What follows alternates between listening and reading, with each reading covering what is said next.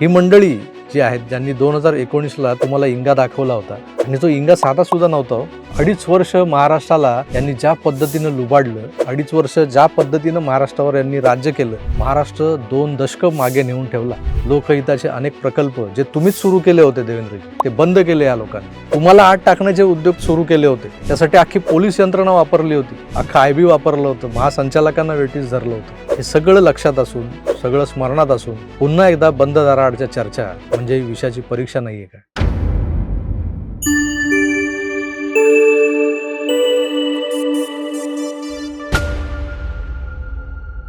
महाराष्ट्राच्या विधानमंडळाचं जे अधिवेशन सुरू होतं त्याचा आज शेवटचा दिवस, आज 25 तारीख.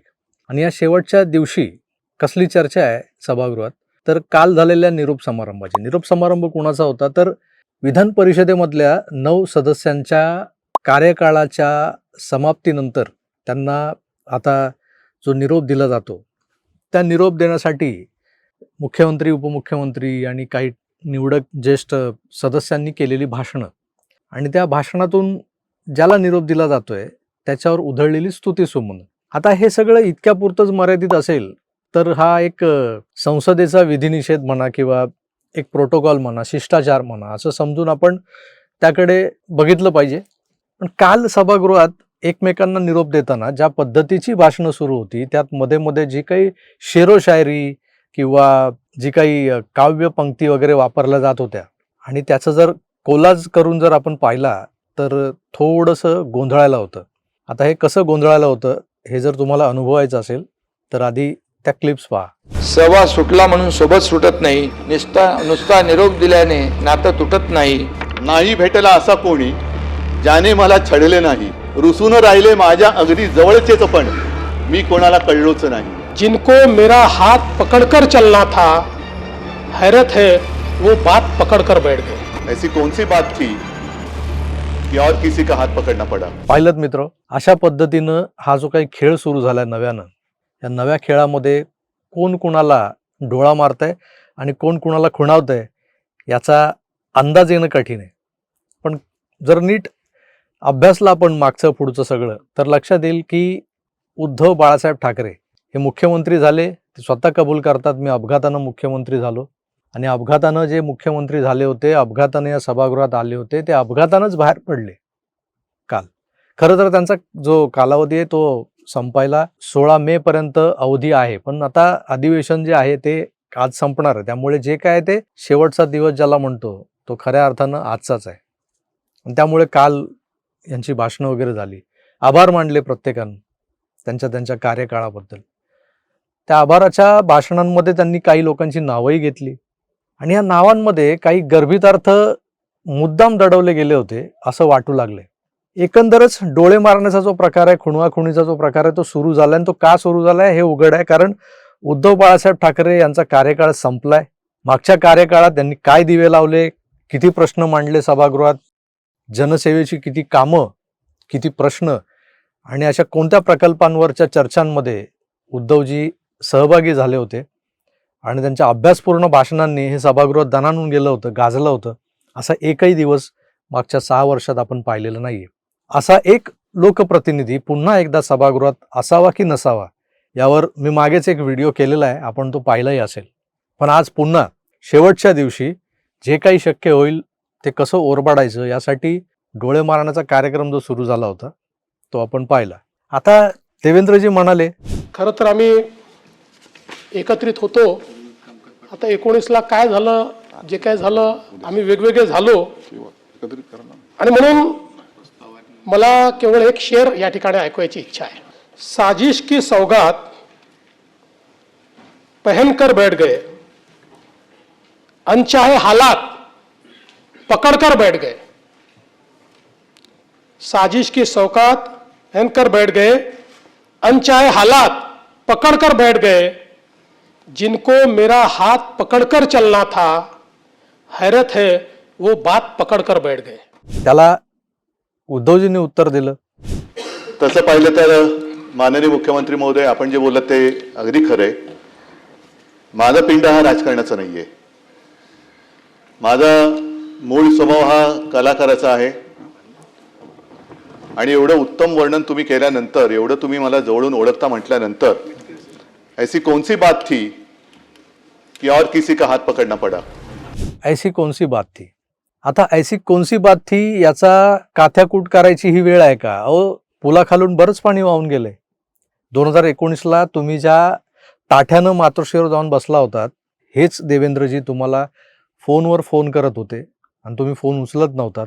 त्यावेळेला तुम्ही का नाही विचारलं, ऐसी कौन सी बात है जिसके लिए आप फोन पे फोन किए जा रहे हो, बताओ. आणि जर तो संवाद तिथे झाला असता तर सगळंच संपलं असतं. हा वाद पुढे वाढलाच नसता आणि पुढे महाराष्ट्राच्या नशिबी जे काही आलं, म्हणजे महाविकास आघाडीसारखी एक अनैतिक संबंधातून निर्माण झालेला अनौरस पुत्रासारखी जी काही आघाडी निर्माण झाली, ती आघाडी या महाराष्ट्राला बघता आली नसती. महाराष्ट्राचा जो राजकीय सुसंस्कृतपणा आहे तो तसाच अबाधित राहिला असता. या 2019ला ज्या काही गोष्टी घडल्या एका आघाडी बिघाडीमुळं, आणि त्यानंतर अनेकांची माथी बिघडली, आणि त्यानंतर ज्या काही गोष्टी घडत गेल्या, प्रत्येकाने आपला विधिनिषेध सोडून दिला, कमरेचं सोडलं आणि कपाळाला गुंडाळलं. अशा पद्धतीचं जे काही महाराष्ट्राला राजकारण सुरू झालं आणि त्याला अख्खा देश हसत होता. मी म्हणालो ना की पूर्वी बिहारला लोक नावं ठेवायची, आज महाराष्ट्राकडे बोट दाखवलं जाते. जर तुम्हाला अनाकलनीय, अतर्क्य आणि एकदम विचित्र असं राजकारण अनुभवायचं असेल, कधी काही होऊ शकतं असं राजकारण अनुभवायचं असेल तर महाराष्ट्रात जा, असं लोक सांगतात. महाराष्ट्राची ही अवस्था कोणी करून ठेवली आणि त्याला कारणीभूत कोण होते? तर हेच लोक होते. आता हेच लोक एकमेकांना टाळ्या देत आहेत, शिळी घालतायत, डोळे मारतायत, जे काय चाललंय. आणि त्यात कहर म्हणजे काय की याच मंडळींनी पुन्हा एकदा बंद दाराआड चर्चा केल्या. म्हणजे काल शेवटचा दिवस होता, यांच्या निरोप समारंभाची भाषणं झाली आणि त्यानंतर त्यांनी सभागृहात सांगितलं की मी मुख्यमंत्र्यांना भेटायला जाणार आहे, उद्धवजींनी. आणि ते बोलल्याप्रमाणे उद्धवजींना भेटायला गेलेही. आदित्य ठाकरे, उद्धव ठाकरे आणि देवेंद्र फडणवीस हे तिघेही बंद दाराआड काहीतरी राजकीय विषयावर चर्चा करत होते. त्यांच्या काही शेळोप्याच्या गप्पा सुरू नव्हत्या, किंवा चहा छान झालाय, आलं मस्त पडलंय, किंवा वेलचीचा जो काही एक हिंट आलाय ना तो एकदम झकास झालाय. फक्कड असा चहा जो तुमच्या दालनात प्यायला मिळतो तो कुठेच मिळत नाही. अशा प्रकारची कुठलीही चर्चा त्या बंद दाराआडच्या दालनात अजिबात झालेल्या नाहीत. या चर्चेतून जर काही फलित निघणार असेल तर ती असेल पुन्हा एकदा उद्धवजींची आमदारकी. पुन्हा एकदा उद्धवजी आमदार होणार. तसे शरद पवार राज्यसभेवर पुन्हा गेले, तसेच उद्धवजीही पुन्हा विधान परिषदेवर येणार आणि त्यांना ते विनासायास येता यावं म्हणून ही बंद दाराआडची चर्चा होती. पण या सगळ्या गोष्टींचा जर विचार केला, एक हिंदुत्ववादी म्हणा किंवा एक महायुती समर्थक म्हणा, सामान्य कार्यकर्ता म्हणा, तर त्याच्या मनात पुन्हा तोच प्रश्न येणार, कशाला या बंद दाराआडच्या चर्चा? देवेंद्रजी कशाला या विषयाची परीक्षा घेत आहे? ही मंडळी जी आहेत, ज्यांनी 2019ला तुम्हाला इंगा दाखवला होता, आणि तो इंगा साधा सुद्धा नव्हता. 2.5 वर्ष महाराष्ट्राला यांनी ज्या पद्धतीनं लुबाडलं, 2.5 वर्ष ज्या पद्धतीनं महाराष्ट्रावर यांनी राज्य केलं, महाराष्ट्र 2 दशक मागे नेऊन ठेवला. लोकहिताचे अनेक प्रकल्प जे तुम्हीच सुरू केले होते देवेंद्रजी, ते बंद केले या लोकांनी. तुम्हाला आत टाकण्याचे उद्योग सुरू केले होते, त्यासाठी अख्खी पोलीस यंत्रणा वापरली होती, अख्खा IB वापरलं होतं, महासंचालकांना वेटीस धरलं होतं. हे सगळं लक्षात असून, सगळं स्मरणात असून पुन्हा एकदा बंद दाराआडच्या चर्चा म्हणजे विषयाची परीक्षा नाही आहे का? मित्रो, यावर तुमचं काय मत आहे? अगदी स्पष्टपणे मांडा. आपण उजव्या विचारसरणीचे लोक नेहमीच आपल्या लोकांच्या अशा छोट्या मोठ्या चुकांवर पांघरून घालत आलेलो आहोत. पण हे जे काही चाललंय आता आपल्या नजरेसमोर घडतंय, त्याबद्दल तुम्हाला काय वाटतं हे जरूर कळवा. मी तुर्तास इथेच थांबतो.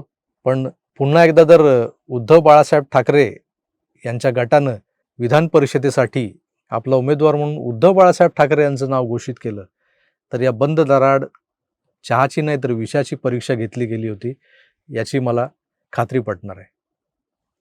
तुर्तास थांबतो. पुन्हा भेटूच. तोवर आपली काळजी घ्या आणि पाहत राहा आपलं आवडतं YouTube चॅनल आकार DG9. धन्यवाद. नमस्कार.